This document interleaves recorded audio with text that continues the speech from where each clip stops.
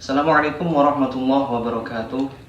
Perkenalkan, nama saya Yasin Irsyadul Burhan, kelas B20, mahasiswa PJJ PAI UIN Cyber Syekh Nurjati Cirebon.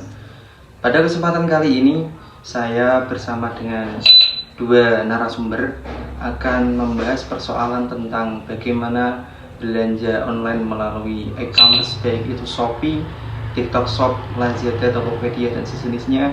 Dan juga kita akan membahas lebih dalam bagaimana penggunaan fitur Pay Later pada aplikasi Shopee. Sebelum kita membahas lebih dalam, lebih baiknya kita perkenalkan terlebih dahulu dua narasumber kita. Silahkan, yang pertama. Nama saya Muhammad Jari Sadik dari Desa Undaan Kidul Kudus. Usia 19 tahun. Oke, lanjut. Nama saya Fathirul Hakim dari Desa Kenteng Toro, berusia 17 tahun. Baik, terima kasih sudah berkenan memperkenalkan diri.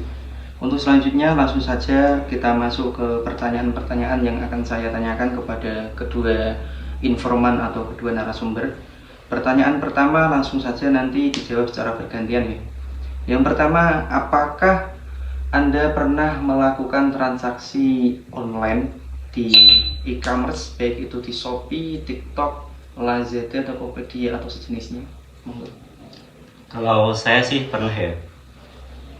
Saya pernah juga di Shopee maupun di TikTok. Baik. Untuk pertanyaan selanjutnya, apa barang yang pernah Anda beli di aplikasi belanja online tersebut? Macam-macam sih, dari mulai baju, kadang juga kitab atau makanan-makanan ringan gitu. Saya juga pernah membeli barang-barang di TikTok atau di Shopee, baik itu kitab, baju ataupun pakaian-pakaian lainnya seperti celana dan lain-lain. Oke, baik. Untuk pertanyaan selanjutnya, apa kemudahan yang Anda peroleh ketika berbelanja transaksi online melalui aplikasi tersebut? Yang pasti sih nggak perlu keluar ya, kita nggak perlu capek-capek keluar. Terus sama biasanya di e-commerce itu lebih murah, banyak diskon-diskonnya. Menurut saya juga seperti itu, lebih mudah, lebih efektif untuk kita yang kaum mageran sih.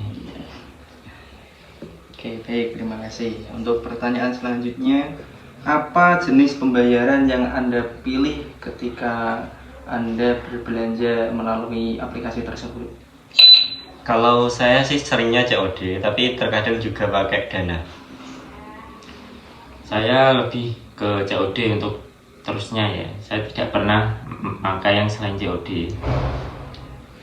Oke, terima kasih. Untuk pertanyaan selanjutnya, apakah Anda pernah menggunakan fitur Pay Later yang terdapat pada aplikasi Shopee?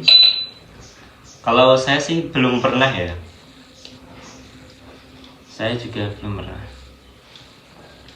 Oke, untuk pertanyaan terakhir untuk dua narasumber kita, apakah Anda tahu bagaimana pandangan syariat Islam mengenai hukum penggunaan Pay Later pada aplikasi Shopee?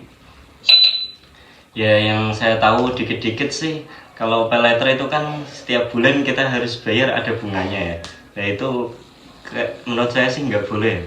Terus juga ribet aja gitu. Saya juga sama, karena setiap bulan ada bunganya.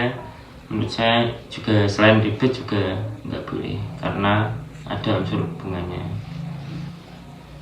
Baik, terima kasih atas pertanyaan yang sudah dijawab semuanya. Sebelum kami tutup, saya sedikit mengulas bagaimana pandangan syariat Islam mengenai penggunaan Pay Later atau fitur Pay Later yang ada pada aplikasi Shopee. Sebelum kita membahas lebih dalam, kita tahu dulu bagaimana skema atau bagaimana fasilitas yang ditawarkan atau SOP-nya bagaimana. Di dalam Pay Later tersebut ada beberapa skema yang diantaranya Pay Later ini disediakan bagi customer yang dia berbelanja pada saat itu dia tidak ada uang dan dia bisa meminta bantuan kepada pihak Shopee, yaitu melalui fasilitas Pay Later. Maka pihak Shopee akan membayarkan barang yang dibeli tersebut. dan pihak customer nanti bisa memilih beberapa tenggat waktu untuk pengembalian uang tersebut, baik itu 1 bulan, 2 bulan, 3 bulan dan seterusnya, tergantung dia memilih di bulan berapa dia akan mengembalikan uang tersebut. Dan untuk selanjutnya, ketika dari pihak customer dia terlambat membayar uang yang dipinjam tadi dari pay letter, maka pihak pay letter dia akan mengenakan denda atau sanksi, kalau nggak salah bisa mencapai 5% kalau nggak salah gitu.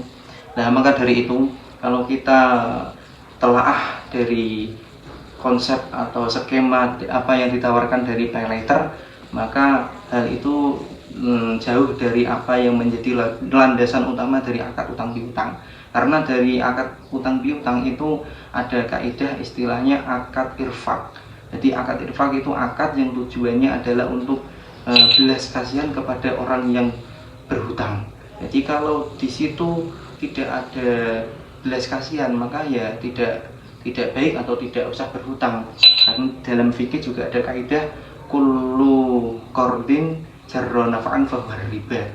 Setiap akad utang yang di situ ada narik kemanfaatan kepada mukrid atau orang yang memberi hutang, maka hal itu dinamakan riba, maka tidak diperbolehkan.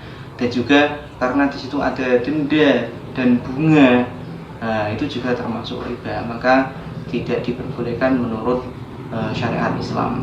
Di dalam kitab Syafi'iyah juga diterangkan wala yasihu inda jumhuril ulama, tidak boleh, intinya tidak sah ketika memberi denda kepada, memberi tenggat waktu yang spesifik kepada orang yang berhutang, dan ketika tidak bisa mengembalikan pada waktu yang ditentukan, maka dia mendapatkan denda, maka hal tersebut tidak dibenarkan secara syariat Islam. Terima kasih, sekian penjelasan dari kami, kurang lebihnya mohon dimaafkan. Assalamualaikum warahmatullahi wabarakatuh.